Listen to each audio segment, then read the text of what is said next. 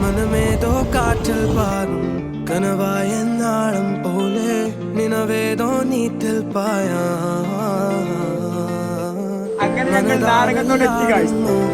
നാരകത്തോട് വരാൻ പറ്റുന്ന കാലാവസ്ഥ എല്ലാം കൊണ്ടും നല്ല വെള്ളച്ചാട്ടം അടിപൊളി. സത്യം പറഞ്ഞോ നാരകത്തോട് ഇപ്പം ഞങ്ങൾ നാരകത്തോട് എത്തിക്കഴിഞ്ഞപ്പോഴേ ഞങ്ങൾ ആ സത്യം മനസ്സിലാക്കുന്നത്. നാരായണത്തോട് കാണാൻ വന്നിട്ട് മൂഞ്ചി വെറുതെ അവസ്ഥ ഒന്നുമില്ല.